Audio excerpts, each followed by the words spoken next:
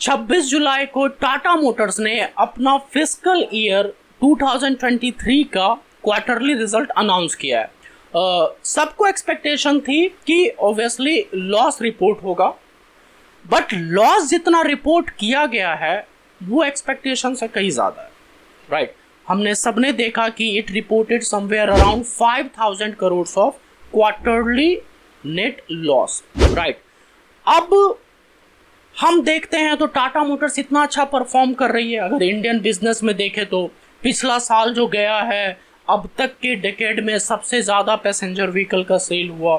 Even अगर हम इस क्वार्टर की भी बात करें तो तीनों क्वार्टर में 45,000 44,000 इस तरह की यूनिट्स पैसेंजर व्हीकल गाड़ियाँ बिकी। अगर हम इलेक्ट्रिक व्हीकल सेगमेंट की बात करें तो वहाँ भी टाटा का बहुत बड़ा एक मार्केट शेयर है, चंक है, ऑलमोस्ट 85%। कमर्शियल व्हीकल की बात करें तो वहाँ भी 42 टू 45% के बीच में मार्केट शेयर है टाटा मोटर्स का। और चूंकि अभी इंफ्रास्ट्रक्चर पे ज़्यादा फोकस है तो इसलिए कमर्शियल व्हीकल की डिमांड भी बढ़ी है। ऑल राइट, तो ये तो सारे पॉजिटिव्स हैं। उसके बाद भी टाटा मोटर्स रिपोर्ट कर रहा है लॉस, जो कि एक्सपेक्टेशन नहीं था। तो बहुत सारे इन्वेस्टर्स हैं, उनको लग रहा है कि क्या है। हाँ, एक न्यूज़ और आ गया कि राकेश झुनझुनवाला ने अपना स्टेक कम कर दिया। He has sold 30 lakh shares of Tata Motors. तो क्या बात है। ऑल राइट, तो कभी भी एक क्वार्टरली रिजल्ट या शेयर प्राइस एक्चुअल पिक्चर नहीं दिखाता है किसी भी स्टॉक का। अगर सच में हमें ये जानना है कि रीजंस क्या है, क्यों ऐसा हो रहा है, अगर लॉस रिपोर्ट हो रहा है तो इसकी वजह क्या है। बहुत सारे फैक्टर्स हैं और हमें ये देखना होता है कि वो फैक्टर्स इंटरनल है या एक्सटर्नल है, वन टाइम है या लगातार होता आ रहा है। वो जो लॉस आ रहा है वो किस वजह से हुआ है, रेवेन्यू अप हो रहा है या डाउन हो रहा है, राइट। ओके, तो पहले भी मैंने आप लोगों को बताया, काफ़ी सारी वीडियोस मैंने टाटा मोटर्स पे कवर किया है और उन सब का लिंक मैं डिस्क्रिप्शन बॉक्स में ऑब्वियसली डाल दूंगा। अब हम बात करते हैं JLR की, जैगवार एंड लैंड रोवर की। हम सबको पता है कि ये टाटा मोटर्स की सब्सिडरी है और 60 to 65% जो रेवेन्यू है टाटा मोटर्स का वो JLR से आता है। ये नंबर आज से 2 साल पहले और भी ज़्यादा था। लगभग 79% जो रेवेन्यू जनरेट होता था टाटा मोटर्स का वो JLR से होता था। तो ये अच्छी बात है, डिपेंडेंसी कम हुई है। मैंने अभी आपको बताया कि 60 to 65% है अभी रेवेन्यू कंट्रीब्यूशन। ये इसलिए है कि जो भी मैंने आपको स्टार्टिंग में बताया कि पैसेंजर व्हीकल में काफ़ी अच्छा कर रही है टाटा मोटर्स, मार्केट शेयर 5% से 14% हो गया है, थर्ड लार्जेस्ट ऑटोमोबाइल कंपनी है इंडिया में, इलेक्ट्रिक व्हीकल में भी 80% मार्केट शेयर है, हर मंथ लगभग 3000 से 3500 नेक्सॉन और टिगोरी भी बेचा जा रहा है, राइट। कमर्शियल व्हीकल में अच्छा है। तो ये वही वजह है जिसकी वजह से JLR का जो रेवेन्यू कंट्रीब्यूशन था 79% से वो 60 to 65% पे है अभी। ऑल राइट, तो अब ऐसा क्या हुआ कि इतना अच्छा परफॉर्मेंस होने के बाद भी लॉस रिपोर्ट हुआ। हमें पता है JLR की जो डिमांड है प्रोडक्ट्स की वो पूरी दुनिया में है। इसका बहुत बड़ा मार्केट UK है, इसका बहुत बड़ा मार्केट चाइना है। चाइना में Jaguar land rover cherry automobile company है, उसके साथ जॉइंट वेंचर में काम करता है। जैसे इंडिया में इंडियन कंपनी मारुति के साथ सुजुकी जापानीज कंपनी मिलके मारुति सुजुकी ब्रांड है और वो यहाँ गाड़ियाँ बनाती है, बेचती है। जॉइंट वेंचर करने का फ़ायदा ये होता है कि उस कंट्री में जहाँ आपका वेंचर है आपको काफ़ी सारे बेनिफिट्स मिल जाते हैं, राइट। तो चाइना में भी CJLR बोलते हैं, cherry Jaguar land rover, right. अब हम सबको पता है कि इस क्वार्टर में, मतलब जो भी अभी अप्रैल मई जून ये 3 महीने का क्वार्टर गया है, इस टाइम में चाइना में लॉकडाउन था, काफ़ी टाइम तक तो कंप्लीट लॉकडाउन था। तो इसका मतलब वहाँ डिमांड बिल्कुल कम हो गया। डिमांड ही नहीं, प्रोडक्शन भी बंद हो गया था कुछ टाइम के लिए। ऑल राइट, अगर हम UK की बात करें तो वहाँ भी सेम प्रॉब्लम है डिमांड की। अब चूंकि ग्लोबल क्राइसिस, बहुत सारे प्रॉब्लम्स चल रहे हैं, बट दूसरी तरफ JLR ये बता रहा है कि उनका जो ऑर्डर बुक है वो 2 लाख के भी ऊपर जा चुका है। ये हाई एंड गाड़ियां हैं, Jaguar land rover luxury brand है, तो 2 लाख यूनिट्स का ऑर्डर होना एक बहुत बड़ी बात है। तो अब फिर सवाल उठता है कि जब इतना ऑर्डर है उनके पास तो फिर भी लॉस क्यों हो रहा है? ये तो अच्छी बात है, हाई एंड गाड़ियों के इतने अच्छे मतलब डिमांड है। ऑलराइट, इसके पीछे और वजह है। 2 साल से हम सुनते आ रहे हैं, जब से लॉकडाउन हुआ, इलेक्ट्रॉनिक गैजेट्स के डिमांड बढ़े और बाकी ऑटोमोबाइल कंपनियां उस टाइम में बिल्कुल भी लॉकडाउन के कारण प्रोडक्शन नहीं कर रही थी, तो इन लोगों का तो सेमीकंडक्टर चिप का डिमांड कम हो गया। बाकी लैपटॉप, मोबाइल फोन्स, चूंकि उनका यूज बढ़ गया तो उनके डिमांड बढ़ गए। और सेमीकंडक्टर चिप बनाने वाली कंपनियां भी काफी टाइम तक लॉकडाउन में रही। तो एक तो ये क्राइसिस हम सुनते आ रहा है और अब इट इज स्टिल परसिस्ट। और सिर्फ JLR नहीं, दुनिया की बड़ी बड़ी ऑटोमोबाइल कंपनी सब इसके कारण प्रॉब्लम में है। एक प्रॉब्लम। दूसरा प्रॉब्लम, अगर आप बिल्कुल फॉलो करते हो टाटा मोटर्स को या JLR को, तो आपने देखा होगा अभी 4-5 महीने पहले प्रोडक्ट शिफ्ट कहते हैं या न्यू जनरेशन लॉन्च कहते हैं। जो रेंज रोवर का वोग प्रोडक्ट है वो अब 5th जनरेशन में न्यू रेंज रोवर के नाम से लॉन्च हुआ है, हो चुका है। अब तो डिलीवरी भी शुरू हो गई है, जिसका प्राइस भी काफी है, हाई एंड है। तो जनरेशनल स्विच की वजह से भी प्रोडक्शन में कमी आ गई। राइट, टाइम लगता है ना, कि बहुत सारे वो डिजाइनिंग है, डिसीजन है, लिया, लॉन्च किया, उसके बाद प्रोडक्शन में जाता है। ओके, उसके बाद एक और high and product range rover sport, वो भी काफी हाई एंड मार्जिन प्रोडक्ट है, वो भी अभी 1-1.5 महीना हो गया, थोड़ा टाइम ऊपर नीचे हो सकता है, मे बी 2 महीने, तब वो लॉन्च हुआ। उसकी डिलीवरी अभी पूरी तरीके से शुरू भी नहीं हुई है। तो इसका मतलब कि जो पहले की बात हम करें तो स्विच नहीं हुआ था, जनरेशनल चेंज नहीं आया था, तो जो प्रोडक्ट ऑलरेडी था वो प्रोड्यूस हो रहा था और सप्लाई हो रहा था, तो जो नंबर ऑफ यूनिट सप्लाइड था वो ज़्यादा था। और ये जो दोनों गाड़ियों की बात की है मैंने, दोनों हाई मार्जिन प्रोडक्ट है, इसका मतलब यहाँ पे मार्जिन ज़्यादा है। और मैं आपको जो नंबर दे रहा हूँ 2 लाख यूनिट, इसमें से 60% जो डिमांड है वो न्यू रेंज रोवर की है, रेंज रोवर स्पोर्ट की है एंड डिफेंडर की है। अब ये सारी बात करने के बाद मैं आपको एक और एग्जांपल देता हूं। अगर आपने फाइनेंशियल स्टेटमेंट या क्वार्टरली रिजल्ट फॉलो करते हो, अगर नहीं किया है तो आप चेक करना। जब आप last year Q4 fiscal year 22 की बात करेंगे तो तब का अगर आप प्रॉफिट लॉस देखते हैं तो टाटा मोटर्स ने 7,500 करोड़ का लॉस रिपोर्ट किया था। और मैं आपको बता दूं, उस क्वार्टर में जो टाटा मोटर्स का कंसोलिडेटेड जो रेवेन्यू था वो 88,000 करोड़ था, फिर भी लॉस रिपोर्ट हुआ। तो वो लॉस रिपोर्ट क्यों हुआ था, उसके पीछे वजह थी।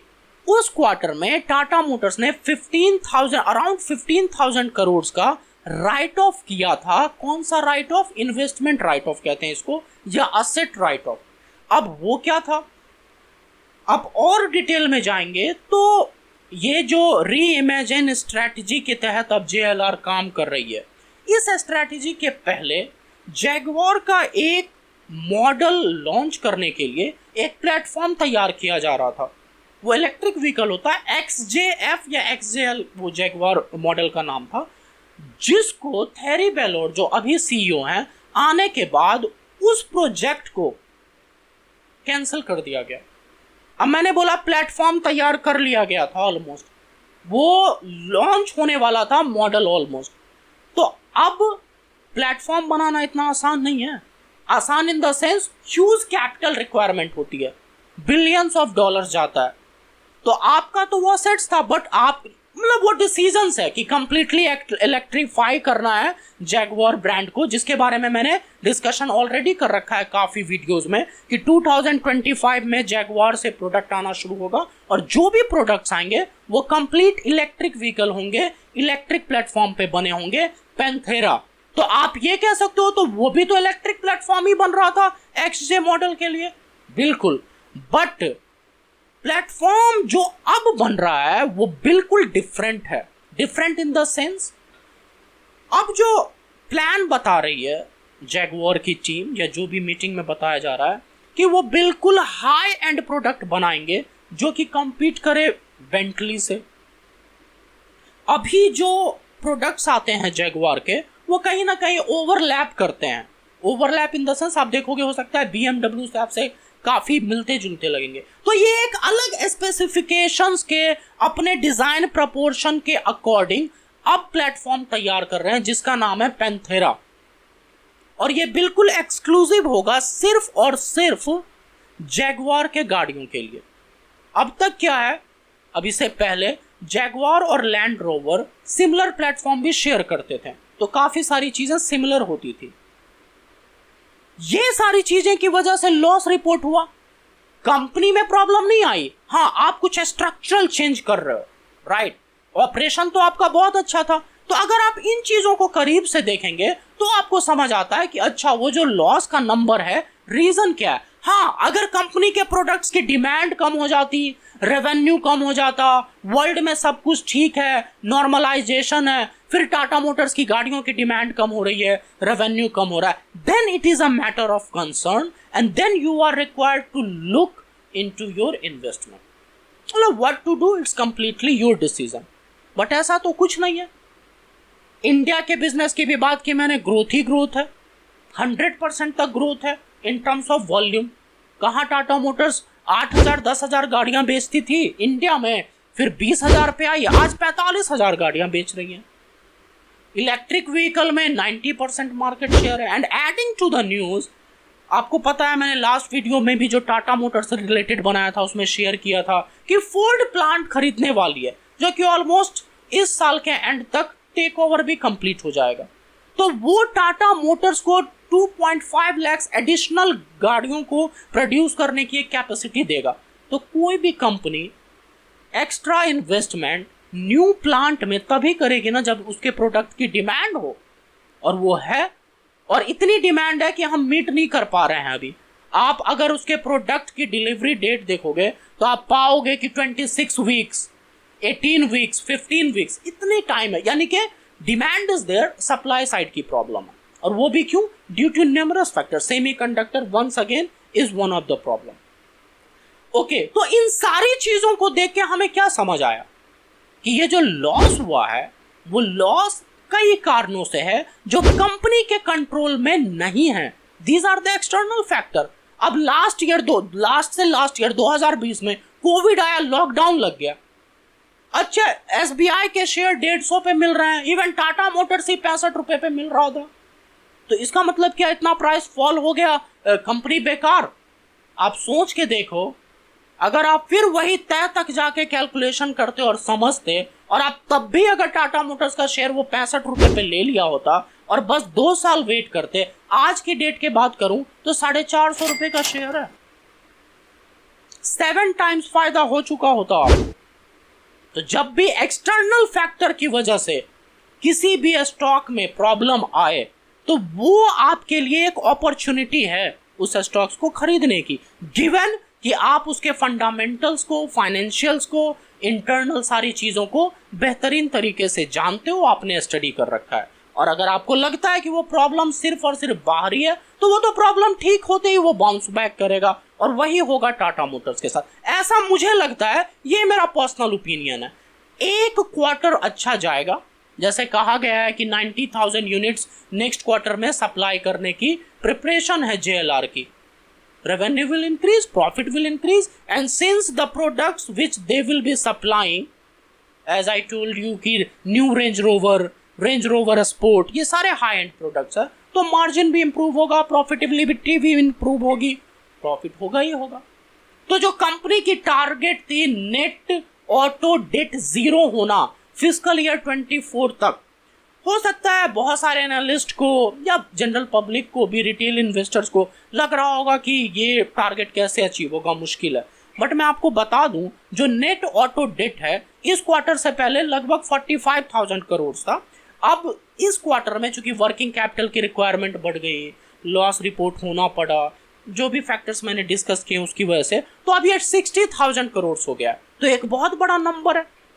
बट अगर मैं टाटा मोटर्स के रेवेन्यू की बात करूं, तो उस नंबर के आगे ये नेट ऑटो डेट कुछ भी नहीं है। पहले भी मैंने बताया, एक बार फिर से मैंने आपको अभी एग्जाम्पल देके बताया कि अगर हम फिस्कल ईयर 22 के लास्ट क्वार्टर की बात करें तो उस क्वार्टर में टाटा मोटर का जो रेवेन्यू था 88,000 करोड़ था, ऑलमोस्ट 90,000 करोड़। इसका मतलब उस अकॉर्डिंग हम कैलकुलेट करें तो एक साल का टोटल रेवेन्यू जो टाटा मोटर्स जनरेट कर रहा है वो 3.5 लाख करोड़ है। चलिए ठीक है, मैं सिर्फ उस क्वार्टर के बेसिस पे नहीं कर रहा हूं, अगर हम ऑन एन एवरेज भी लें तो ये चारों क्वार्टर का मिला के 3 लाख करोड़ रेवेन्यू जनरेट करता है। टाटा सन्स में सबसे बड़ा जो रेवेन्यू में कंट्रीब्यूटर है वो टाटा मोटर्स है, 32% कह रहा हूं। तो अब मैं ये आपको क्यों बता रहा हूं कि अगर 2 साल अच्छा बीता, एक्सटर्नल फैक्टर सारे ठीक हो गए, सारे प्रॉब्लम्स नॉर्मलाइज हैं और कंपनी जिस तरह से करती आ रही है कर रही है और ये सारे डिमांड जो भी हैं, ऑर्डर्स हैं, उसको सप्लाई कर दिया जाए, 2 साल में revenue will be 6 lakh crore. अगर उसमें से मार्जिन जो भी है, मार्जिन भी इंप्रूव होगा, तो 6 लाख करोड़ में से 60,000 करोड़ बच जाए या बचा लिया जाए, कोई बड़ी बात नहीं है।